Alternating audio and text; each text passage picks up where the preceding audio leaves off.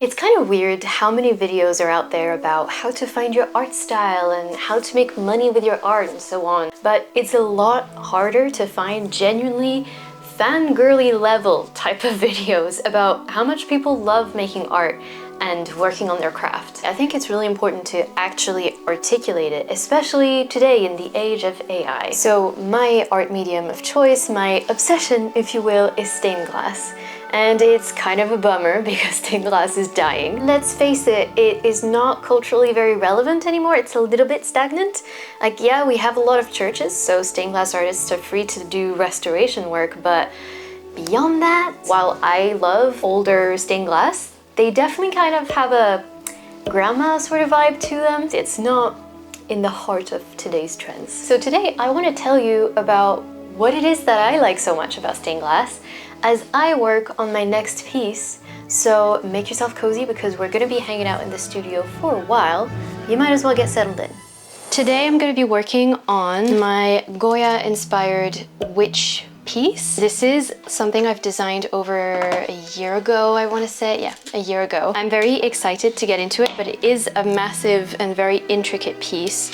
So we will see how it goes. Okay, so one of the things I really like about stained glass is the physical aspect of it, especially as someone who spends a lot of time online, both for fun and for work, of course. I work from home, like, I'm very sedentary as a person, which is unfortunate. But stained glass is this very physical, very tangible thing. I'm literally touching something. I'm not looking at a screen, I'm literally manipulating the material into a shape that I've decided it should be. There's something really cool and therapeutic about telling a material what to do. And with that comes an amazing state of flow as well. You just get in a rhythm. It's like all that matters is you and the glass, You're just kind of there, existing alongside it, and it's just interesting to be in its presence. Ooh, nice. Okay. I'm loving this sheet. Honestly, this sheet is so amazing. It's so easy. It's barely given me any shards. Barely any shards. I can't explain to you how nice that feels after the disaster of the previous glass sheet.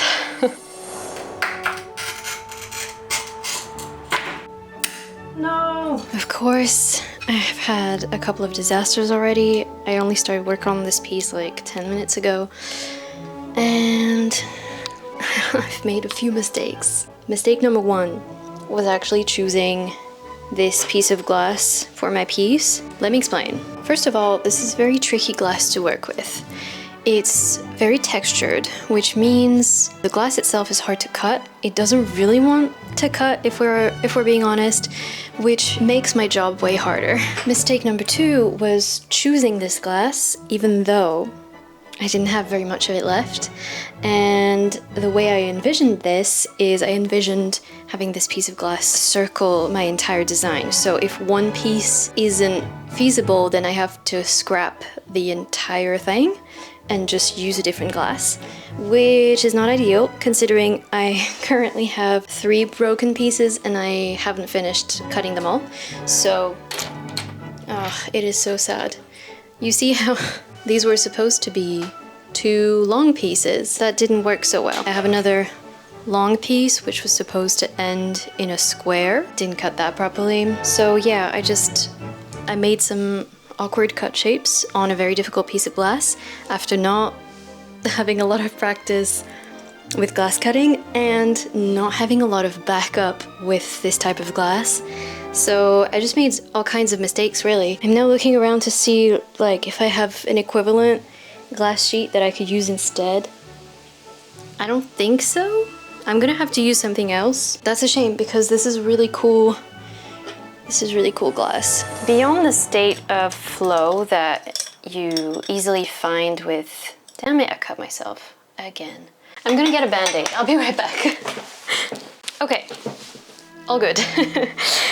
there's something really special about glass itself as a medium, and I think it's pretty plain to see. You just have to look at it to understand just how magical this medium is. I mean, it's literally putting a filter through whatever light you're looking at, and all of a sudden your experience is different. That's literal magic, just changing reality. You're playing with light, you're playing with color, you're playing with opacity too. You have, this glass is very transparent, but you have glass like this one. This one is basically opaque. Like, you can see some light filtering through, but mostly you can see the texture, you can see the color of it. You can't look through it. And so you're playing with these different elements and creating something new using the natural light, which is just the most wonderful thing we have in the world. It's no wonder that cathedrals and all kinds of holy places use stained glass in order to elicit these kinds of awe-inspiring emotions akin to God. I'm not religious myself, but I honestly feel I really understand this choice, basically. Oh, actually, I have a really good example of this. The stained glass cat I made, I'll insert some footage. It looks completely different backlit or when the light comes from the front. It just looks like a completely different piece. There's something so cool about that. That makes glass feel more alive, you know?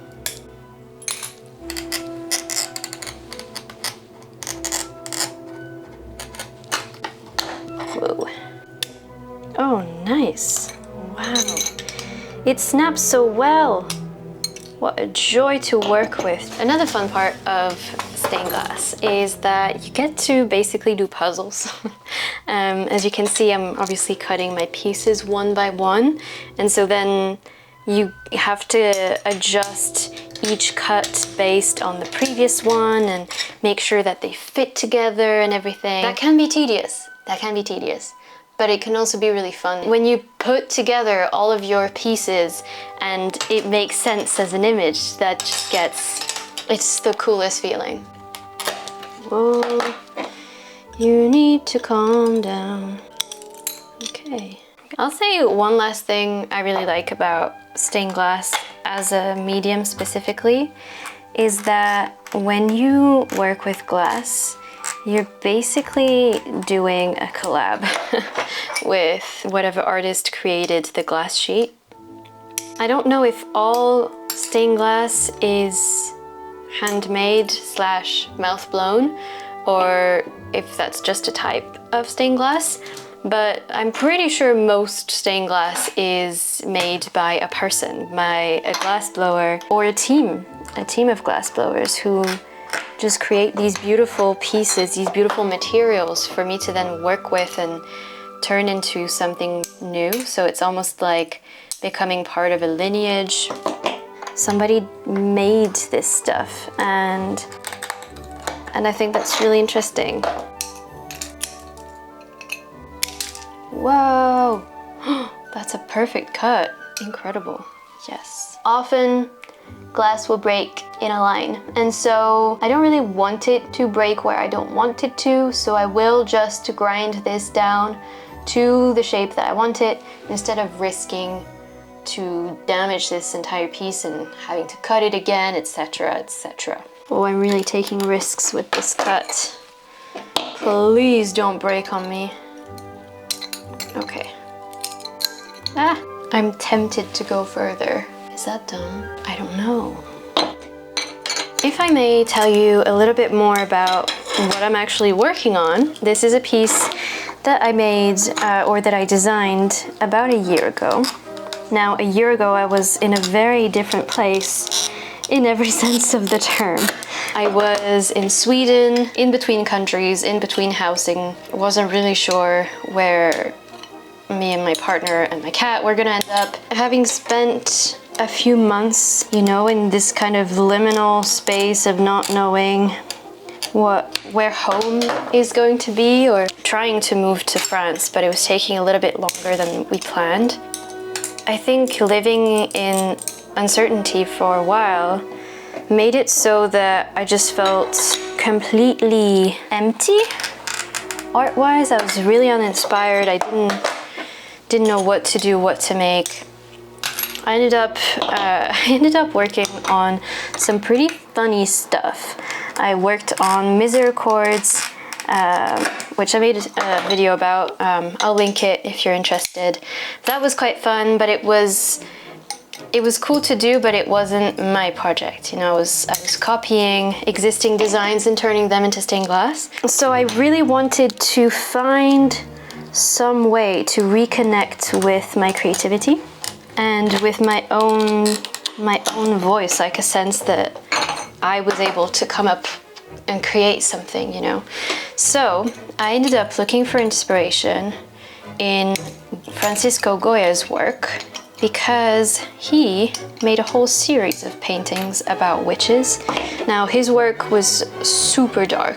Like, I don't know if you've seen the witches' paintings before, but oh my god, they carry a lot of darkness in them. They're really beautiful pieces, but they're about the Inquisition, you know, so pretty dark and horrible stuff. And because I couldn't come up with new ideas myself, I decided to literally make a checklist and write down the symbols that Goya used in his works, and just figure out a way to reuse those symbols in an own, like, original art piece. So that's what I did. It was a really interesting experience because I didn't feel like I was being creative, because obviously I was using, like, I was literally not copy pasting, but I was using a list of things that Goya had used in his own paintings. But in doing that, that really allowed me to come up with my own composition and really think about how to remix Goya into something that, if you look at it now, I don't think you'll think, oh yeah, that's inspired by Goya's witches. It has nothing in common with it, but if you look at it closely, it's pretty fun, I think. So yeah, that's the story of this piece. So I ended up using poppet, a bone, there's a hand gesture as well.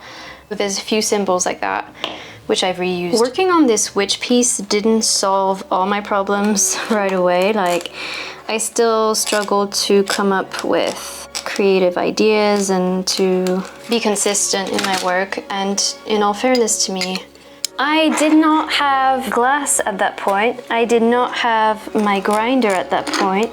I was very much a aspirational stained glass maker. And so to now be working on this piece properly, the way I always envisioned it to be, you know, in real glass, not just a digital pattern, a year later is like, it's really cool. It's really cool. I'm really proud of myself that I stuck with this, that I knew that it was worth still, you know, working on my patterns. It was worth thinking about it as much as I did, because now I get to do this in my house for fun, because I love it, because I'm passionate about it, and I'm making videos about it, and it's just a great time. It's a great time. No! Shit. What was bound to happen, happened. Damn it! This was what I meant to cut. This is what came off. Damn it, I'm gonna have to recut this piece. That's very annoying. I think I disposed of all my pattern pieces, so I'm gonna have to retrace my pattern pieces and then recut. That is so not what I want to do. I think I'm gonna leave it here for now because I just broke a piece and I don't want to fix it just yet.